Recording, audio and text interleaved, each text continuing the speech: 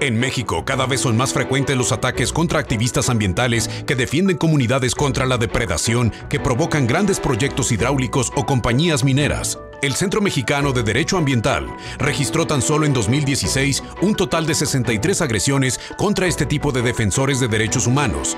De estos casos violentos, al menos 43 provinieron de dependencias de gobierno, aunque fue menor a 2015, donde se registraron 180. Los más comunes son amenazas con 24%, intimidación con 19%, criminalización con 18% y agresiones físicas con 15%. Según el observatorio Global Witness, entre 2010 y 2015 fueron asesinados 33 activistas ambientales en México. Es un tema sensible el que vamos a tocar en esta ocasión aquí en Ruta 44.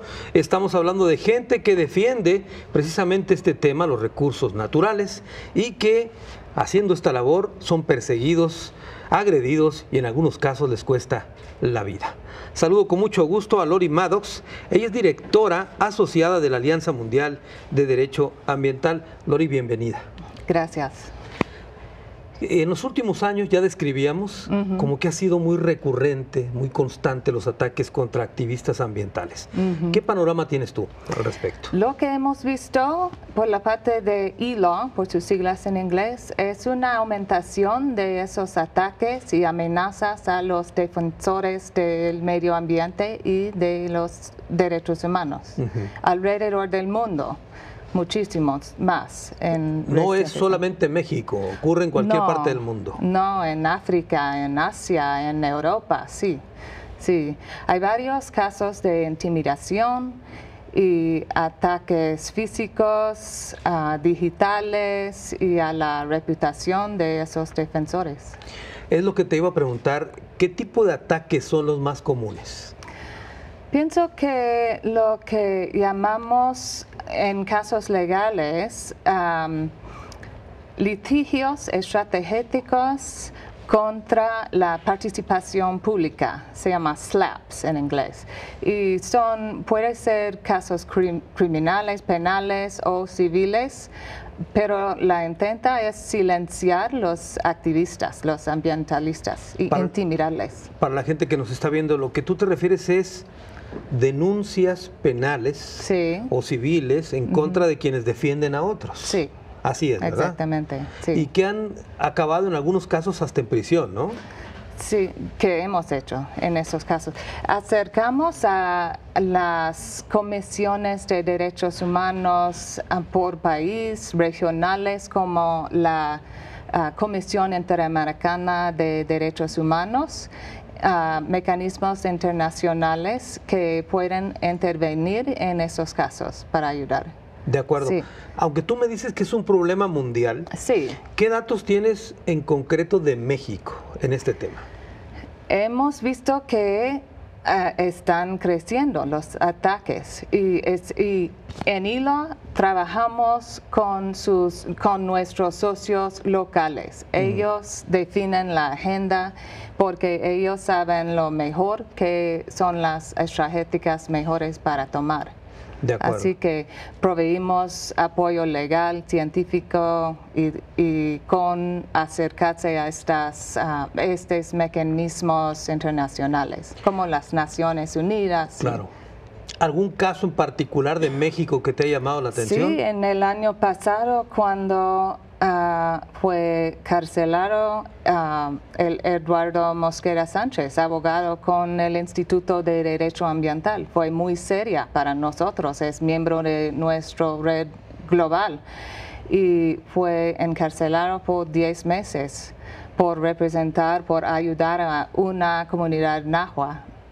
Claro. Y en este tipo de acciones que ustedes realizan, llevan los casos a la comunidad internacional para denunciar esto, ¿no? Sí, sí. Y intervienen los reporteros especiales en las Naciones Unidas para Derechos Humanos, para comunidades indígenas, y vienen para investigar el caso y intervenir aquí en México. Ahora, México ha firmado convenios internacionales y está obligado a respetar estas labores, ¿así es? Sí, es como miembro de la Organización de Estados Americanos, sí, es parte de la OEA y dentro de la OEA es esta Comisión Interamericana de Derechos Humanos y hay también una Corte Interamericana de Derechos Humanos, así que peticionamos a la Comisión que ayudar en casos locales y ellos lo hacen y después pueden referir los casos a la Corte a veces. Tú me hablabas de que existe sobre todo intimidación a estos activistas, pero hay otro tipo de ataques físicos y hasta de amenazas, ¿no? Sí, algunas personas son secuestradas y atacados físico, sí. Ha habido algunos casos de muertos, pero hablamos de esto, si te parece, un poco más adelante. Tenemos que hacer una pausa y regreso a platicar con otro de nuestros invitados.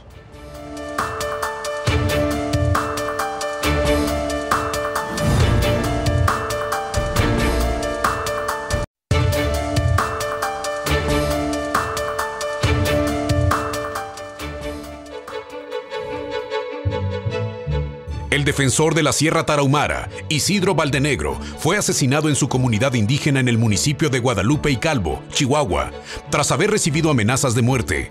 Ganador del Premio Ambiental Goldman en 2005, Isidro había denunciado el tráfico de madera en la sierra y hasta tuvo que pasar 15 meses preso acusado de transportar droga. 3 décadas antes, también su padre, un aguerrido defensor del bosque, había sido asesinado a balazos. Ahí tiene usted un caso extremo de estos ataques de que han sido víctimas los activistas, defensores del medio ambiente. Saludo con mucho gusto a Raquel Gutiérrez Nájera.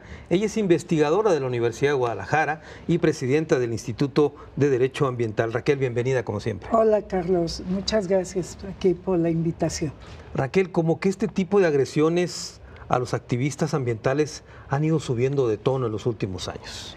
Sí, yo creo que efectivamente algunos datos duros nos demuestran que la defensa de los recursos naturales, los cambios de uso del agua, del suelo, el acceso al agua, la biodiversidad, los territorios donde hay una biodiversidad impresionante, importante, se han vuelto como la codicia.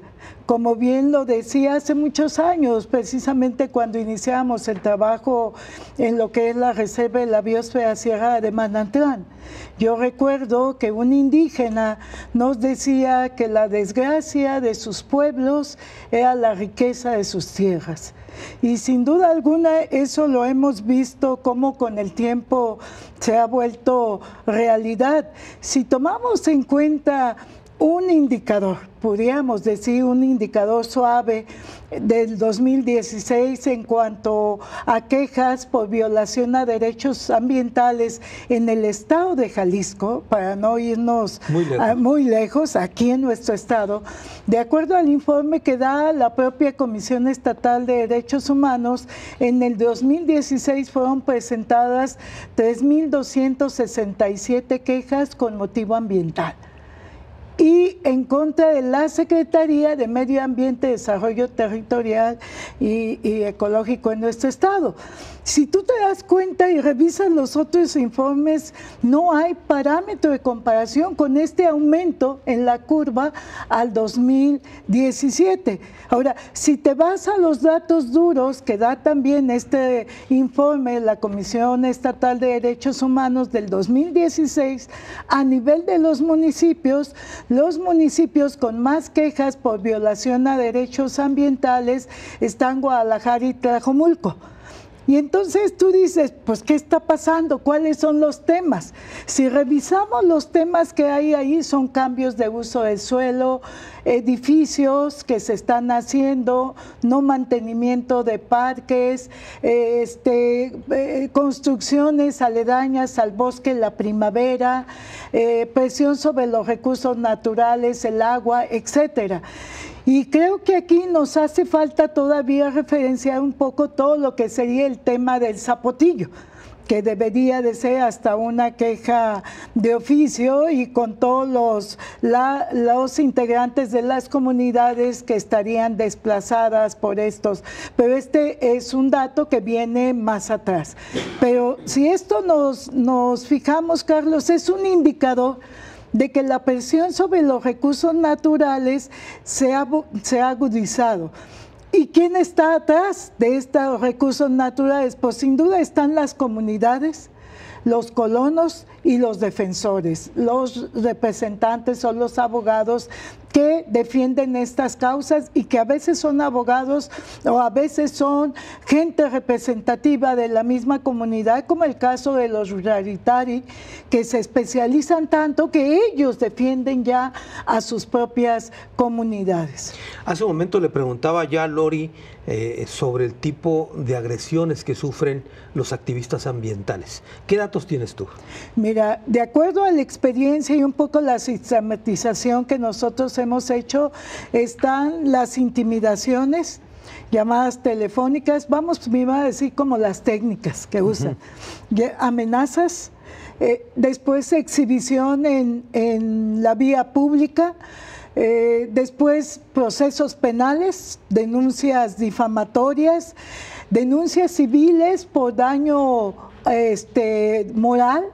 Tenemos como 2 casos que ha habido así aquí en la zona metropolitana, uno por el Parque de Arcos de Guadalupe y otro por el Cerro del Gachupín, donde las inmobiliarias amenazan a los colonos que están abanderando la protección de estos espacios públicos y los demandan ante jueces civiles por daño moral y ante el Ministerio Público por delito de difamación. Imagínate tú, ahora sí que se voltea la torta. Claro. Y otras veces son en exhibiciones públicas, como el caso de Gaby Cervantes del Parque San Rafael, que el alcalde de manera muy desaseada le exhibe, presenta fotos y dice que lo que ella busca es otra cosa y no proteger un espacio público, pero exhibiendo sus fotos de su participación.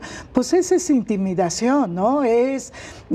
No es tratar de igualdad a un ciudadano de pie, que lo que está haciendo son defender espacios. Pero estas son las formas que nosotros hemos visto y casualmente coinciden con el reporte que dio la Comisión Interamericana de Derechos Humanos en el 2006, donde precisamente habla de estas formas de intimidación, procesos penales, procesos civiles, secuestros algunas veces o amenazas. Aquí afortunadamente me parece que no hemos llegado al tema de secuestros, pero sí al tema de detenciones ilegales, como en el caso de Santa Cruz, ¿no? Entonces me parece que sí hay cada vez más agudización en este tema y que yo pensaría, Carlos, que de cara a la reforma energética se va a venir una presión más fuerte todavía porque se va a judicializar mucho la explotación de los recursos naturales con las empresas del sector privado. Muy bien, vamos a continuar, por supuesto, abundando sobre el tema, Raquel. Tengo que hacer una pausa, después de la misma platicaré con otro de nuestros invitados.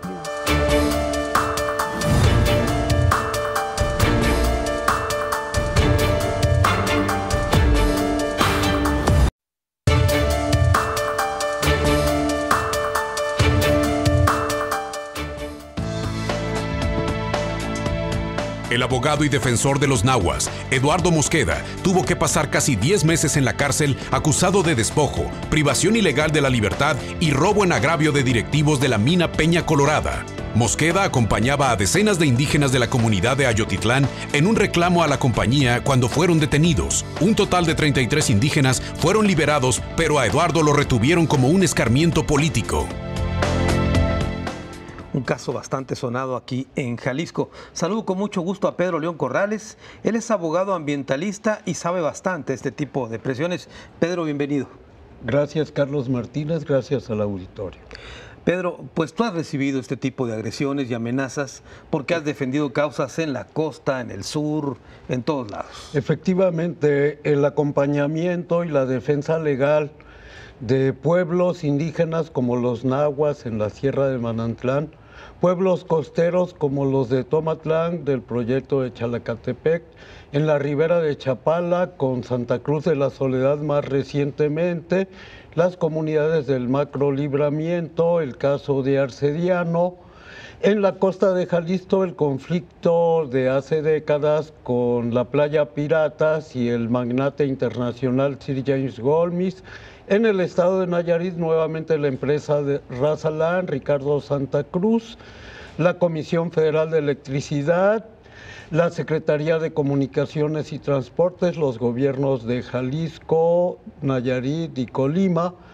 Bueno, yo he conocido de cerca precisamente lo que es el riesgo por asumir la defensa y el acompañamiento de los pueblos en defensa de sus recursos naturales y su territorio. Y puedo señalar casos concretos. A ver, adelante. Bueno, primero, en el año 97, por el conflicto de las tierras en la huerta, la costa, con el magnate internacional Sir James Goldsmith, con el ejido de Ley Federal de Reforma Agraria y de Francisco Villa, el gobierno panista de Bebeto, de Alberto Cárdenas, por negarnos a aceptar las condiciones impuestas para despojar a este pueblo de sus tierras, por consigna, con el procurador del Estado, fabrica órdenes de aprehensión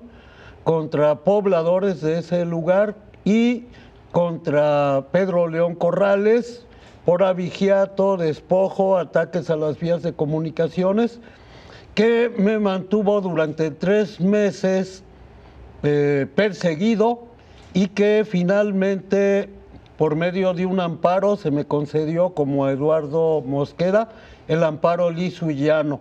Era una fabricación de delitos sin ningún fundamento y quedó a nuestro favor. Más recientemente, amenazas de muerte por el empresario del proyecto de Chalacatepec desde 2008 a la fecha, junto con pobladores locales como Guadalupe Valadez, evidencias de amenaza y denle de balazos a Pedro León, a Lupillo y a otros más, en voz de Ricardo Santa Cruz. Es el proyecto de Chalacatepec. El de Chalacatepec, el mismo personaje para el caso de la Peñita de Jaltemba en Nayarit, con la playa de Canalán y el proyecto de la Mandarina, los dos con fondos de pensiones de los trabajadores de Jalisco. En el caso de esa administración, también allanamiento del local, una de las organizaciones que acompañaba, el Consejo Indígena Campesino a mano armada por elementos de la Procuraduría del Estado, allanaron el local buscando a Pedro León y no estaba, era en Puebla y Reforma el local. Allanamientos también en la vigilancia, hostigamiento en las oficinas donde ahora se ubica el Instituto de Derecho Ambiental, grabaciones, el bloqueo, persecución para acceso a los territorios, el ataque a caravanas, represiones en plantón en la Plaza de Armas, intentos de desalojo, denuncias penales, denuncias políticas, en el caso de Tomatlán también,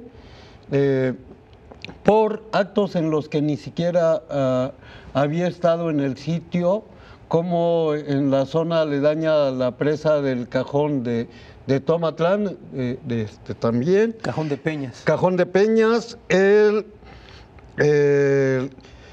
el intento también de soborno y de cooptación para aceptar condiciones, como en el caso de Arcediano. ¿Te llegaron a ofrecer dinero? Ofrecieron al conjunto del equipo, incluso a Lupita Lara, cantidades en efectivo ilimitadas por retirar. Ahora, ¿cuál es el objeto de las amenazas? El desistimiento de las demandas, el retiro de las pretensiones de los pueblos y el aceptar las condiciones totalmente a favor de los intereses económicos y de los gobiernos. El caso de Peña Colorada, la amenaza directa, no era Eduardo Mosqueda el blanco principal era Pedro León, que desde los 70s pues he estado acompañando a los nahuas. He vivido también asesinato de compañeros el 12 de diciembre del 93 en Telcruz. Asesinaron 2 indígenas y otros 2 quedaron heridos por conflictos forestales. La detención en el caso de la costa, las amenazas nuevamente, el allanamiento de casas ejidales como las de Tomatlán, en el caso de Santa Cruz, la remoción de representantes, y en este sentido pues es una bendición que pues creo que el espíritu de los antepasados me ha estado acompañando. Para que sigas aquí. Porque estoy todavía presente, resistiendo. Pedro, tengo que hacer una pausa. Bien. Vamos a continuar, por supuesto, con este recuento. Hemos escuchado a nuestros 3 invitados. Después de la pausa, nuestro tradicional cruce de caminos aquí en Ruta 44.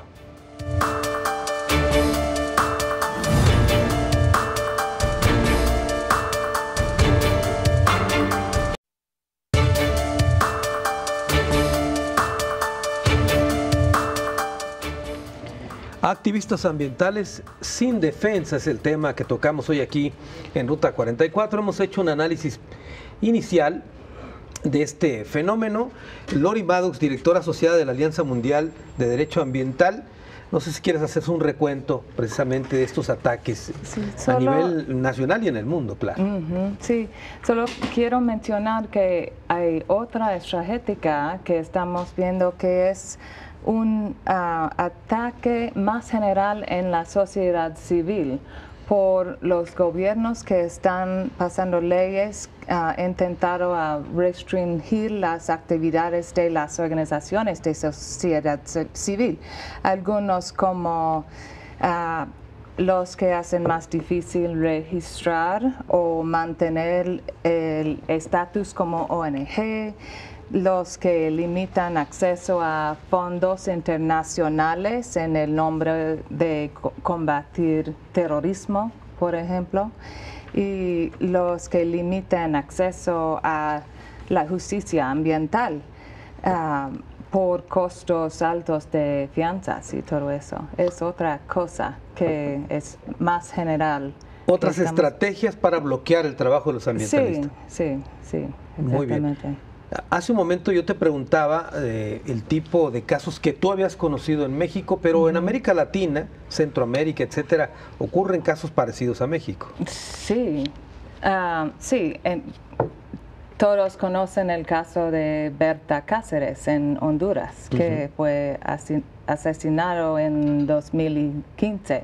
Hay muchísimos otros casos en Honduras que está considerada el país más peligroso ser ambientalista ahora. De acuerdo. Sí, en Guatemala y otros países, sí. También en Centroamérica ocurre eso. Sí. Muy bien.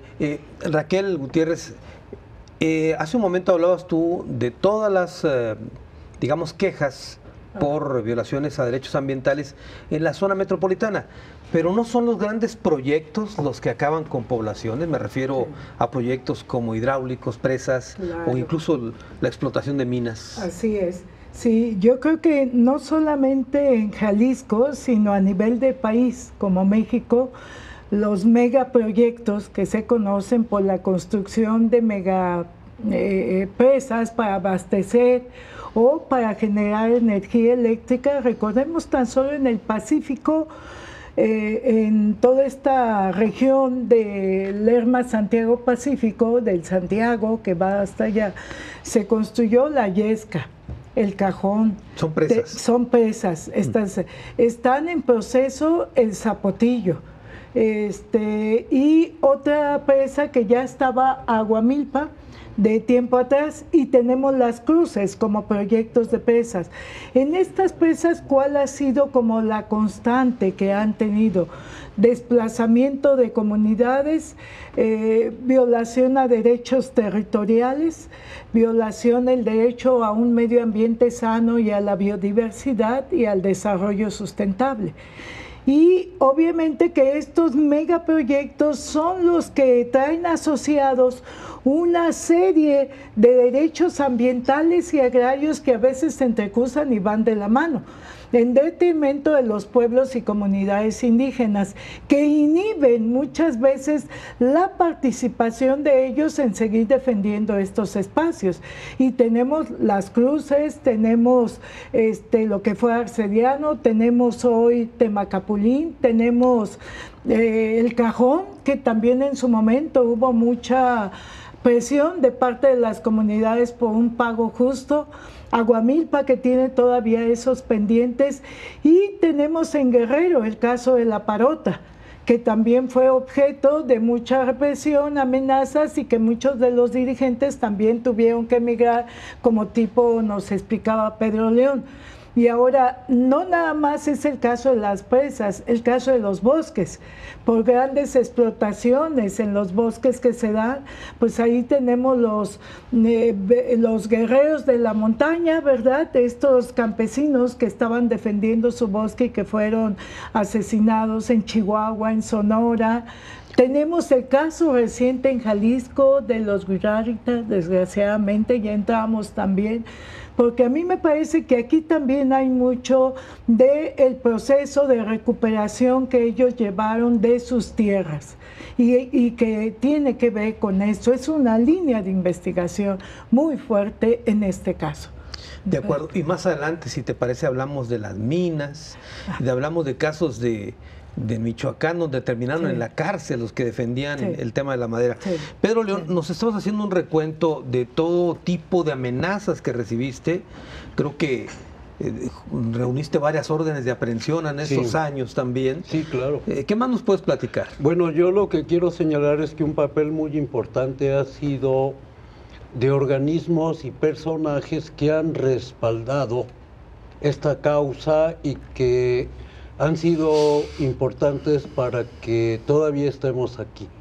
Sin duda, la agrarista Carlota Botey Batalla, que fue presidenta de la Comisión Agraria de la Cámara de Diputados del 97 al 2000, acompañó toda la lucha de la costa y que en aquel tiempo se agrupó en el Consejo Indígena Campesino y dio la cara y protegió bastante a mi persona y a toda la causa que en ese tiempo teníamos. Otro personaje que acompañó el proceso y que hizo un recorrido por la Sierra de Manantlán, la costa de Jalisco y la zona metropolitana es la maestra Maricleira Costa, que fue de los pioneros en materia de defensa y promoción de los derechos humanos y que incluso fue subsecretaria de Derechos Humanos en el gobierno de Vicente Fox y ahora es integrante del organismo anticorrupción que recién se integró su consejo.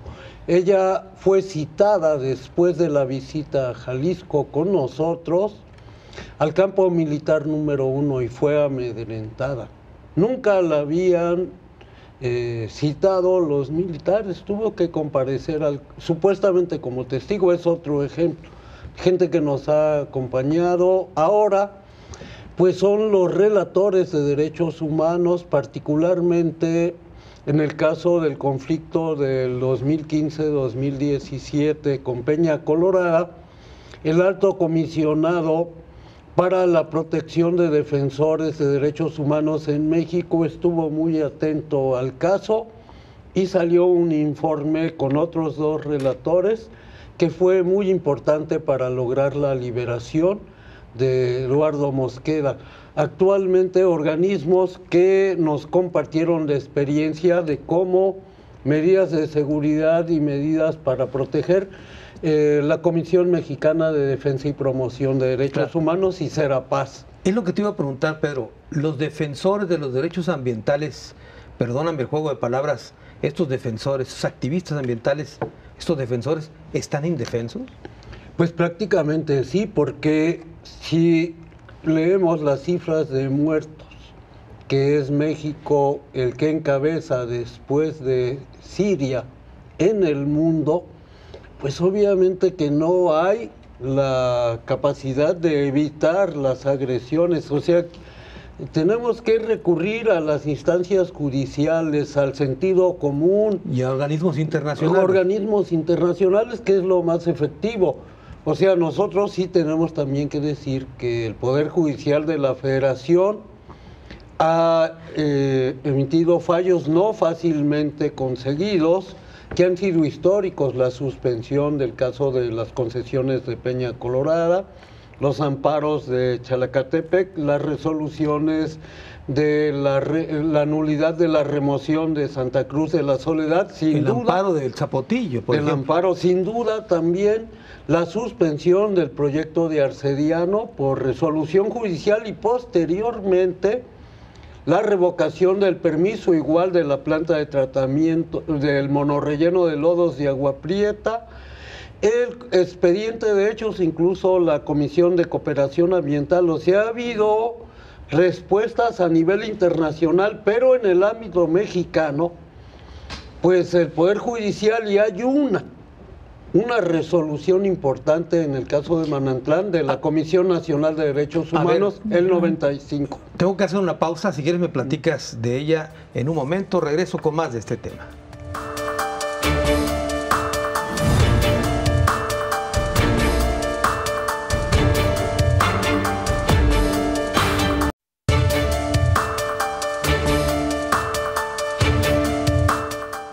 Activistas ambientales sin defensa, el tema que tocamos en Ruta 44. Lori Maddox, una pregunta. El gobierno, las autoridades, no solamente en el caso de México, en América Latina, etcétera, ¿se han puesto más del lado del poder, de los poderosos, en lugar de defender a los pueblos? Difícil comentarlo, pero sí, pensamos que sí, que los poderes económicos están aliados con los gobiernos en estos casos, y que los defensores del ambiente son vulnerables contra esta alianza, ¿no? Y que periodistas y abogados también son los más vulnerables en esta situación, porque están llamando la atención a los problemas con transparencia y defensa de derechos humanos, creo. Y cuando organismos como el que tú encabezas ven este tipo de violaciones en México, ¿qué hacen o qué se puede hacer?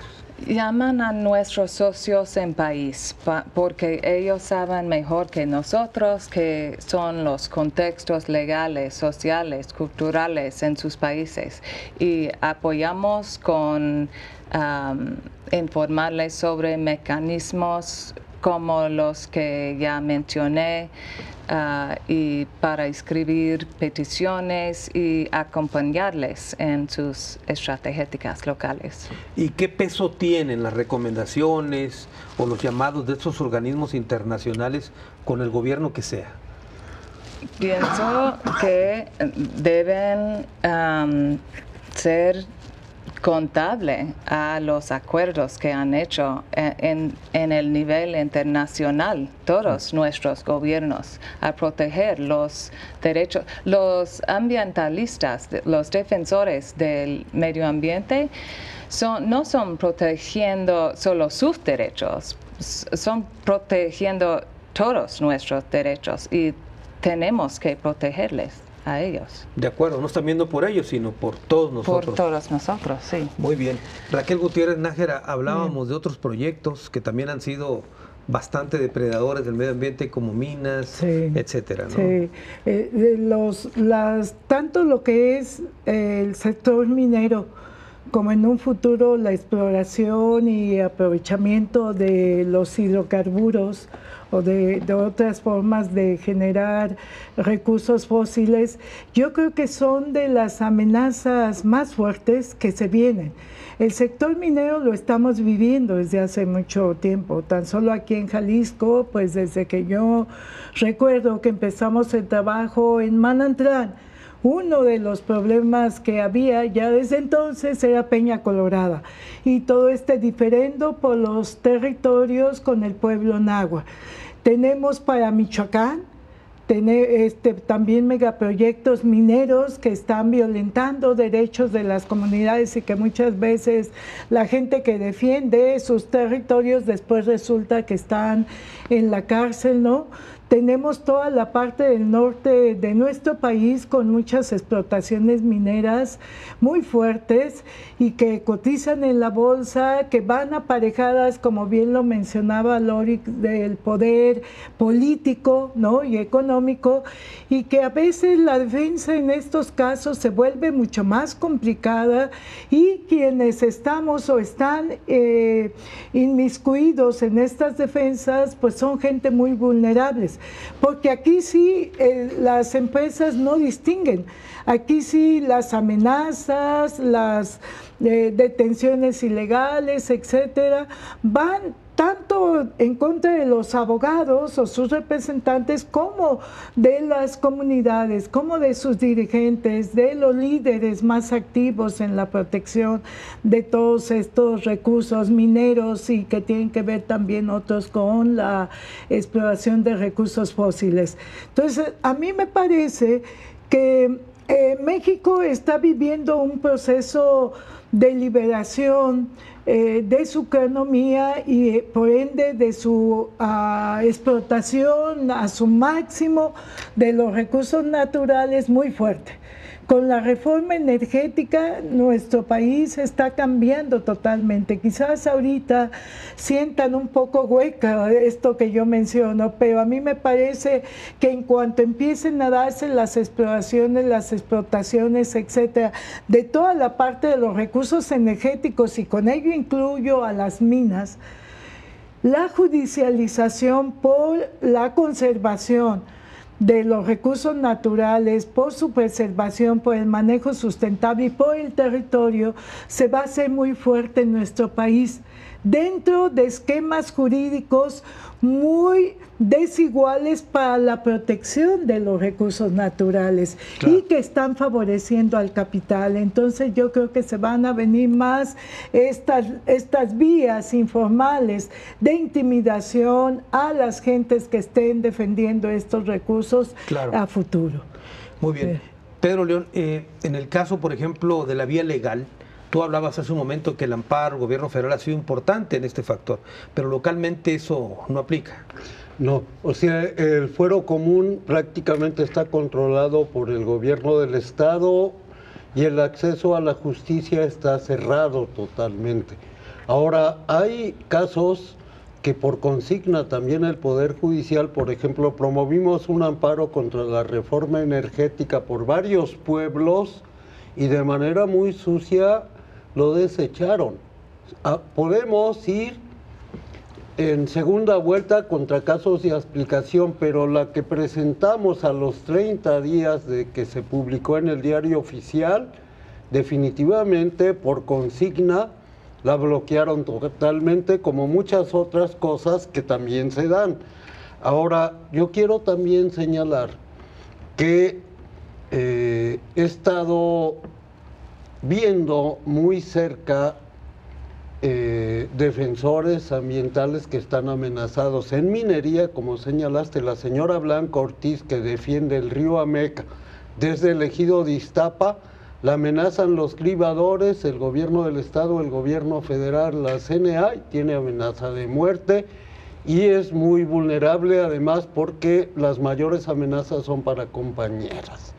Los que firman las demandas en todos los casos son presionados, les intentan comprar la voluntad, si no aceptan y son representantes, los destituyen o fabrican otro y los ponen en la lista de la gente que puede ser encarcelada, agredida, intimidada o muerta.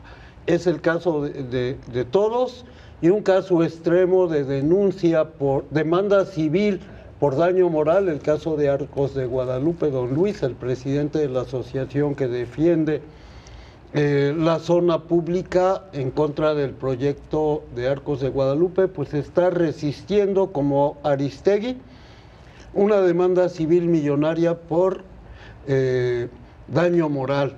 En ese sentido, ese campo también está en el fuero común, y realmente es espantoso que salgan expedientes del fuero común con esa consigna. Lo estamos viendo en casos concretos recientes. Muy bien, Pedro. Tengo que hacer la última pausa y regreso a las conclusiones del programa.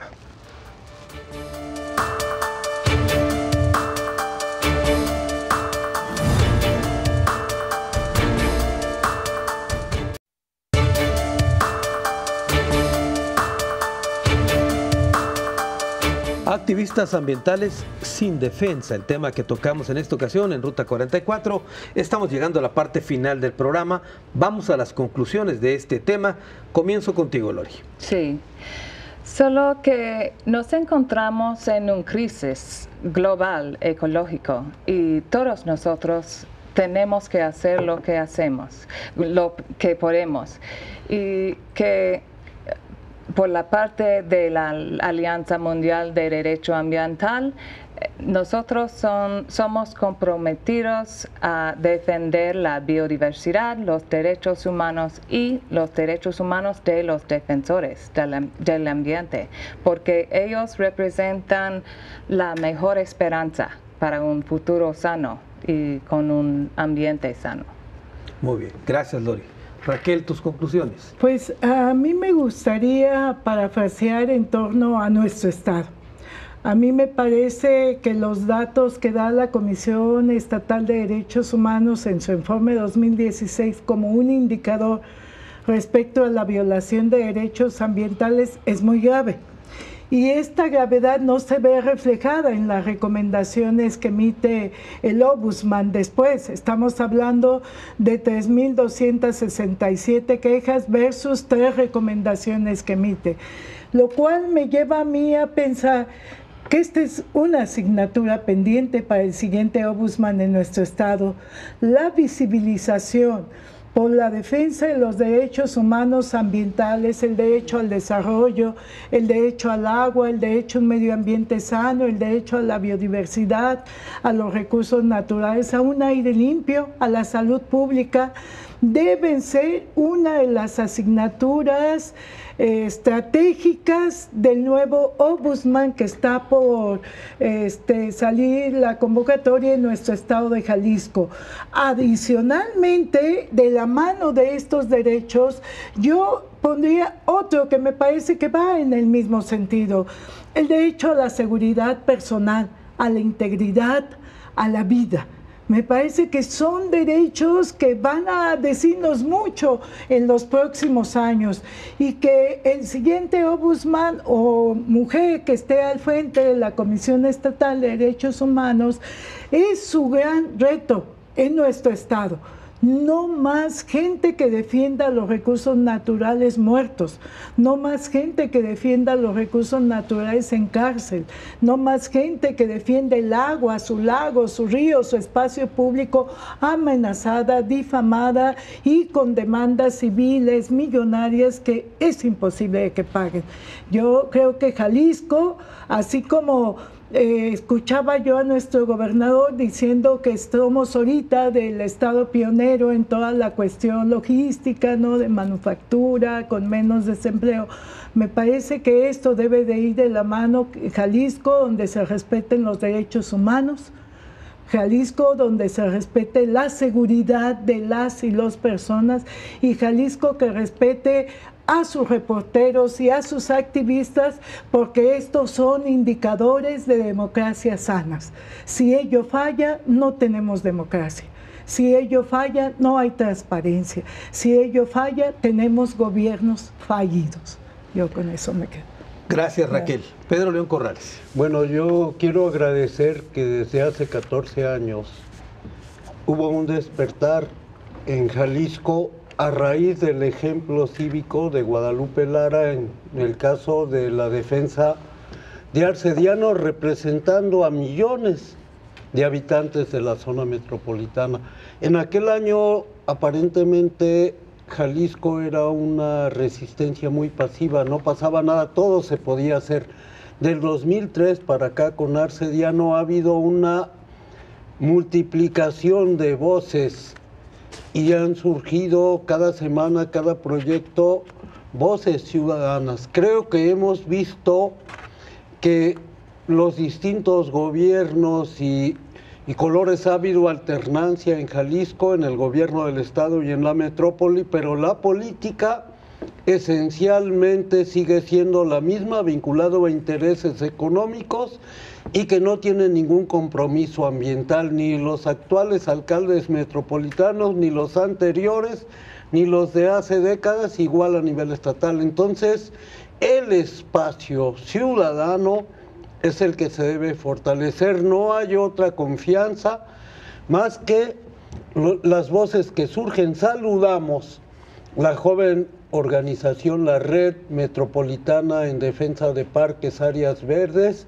Espacios Públicos, que a pesar de su corta duración, hoy podemos decir, ya se obtuvo la suspensión definitiva del Parque San Rafael, la obra promovida por Alfaro. Hace 2 días salió el fallo, hoy sus asegúnes. Ese es el ejemplo. La única confianza la tenemos en la población y en los ciudadanos a través de organismos autónomos que resisten la corrupción, la amenaza, la persecución, y la mejor defensa, la única que hay, es la de la organización de los propios ciudadanos sin partidos políticos. Muchas gracias, Pedro. Gracias, Raquel. Gracias, Lori, por estar con nosotros. Gracias. Y como siempre me quedo con un minuto para una reflexión final, que en este caso es un recuento de lo que aquí se ha dicho. Cuando los ciudadanos se organizan para defender un parque, para luchar por el agua, o para cuando un pueblo se organiza para evitar su extinción, como es el caso en Los Altos, como es el caso en la Sierra de Manantlán, ese tipo de esfuerzos debería el gobierno proteger, tutelar y respaldar, y no ponerse de lado de los grandes intereses inmobiliarios, o en este caso depredadores de los recursos naturales. ¿Y por qué digo esto? Porque lo que está de por medio ni siquiera es el parque, ni siquiera es el agua o los recursos naturales, es la naturaleza, que no sirve solo a los pueblos o a los vecinos, es para todos nosotros, y el gobierno forma parte de esta sociedad. Es decir, cuando el gobierno hace lo que hace, se da un balazo en su propio pie. Hoy lamento decir que más que nunca los activistas ambientales, lamentablemente, por esta falta de protección a sus derechos humanos, están como aquella frase que dice que el que se mete a Redentor termina crucificado. Como dijo Raquel, ya no más crucificados. Hasta la próxima.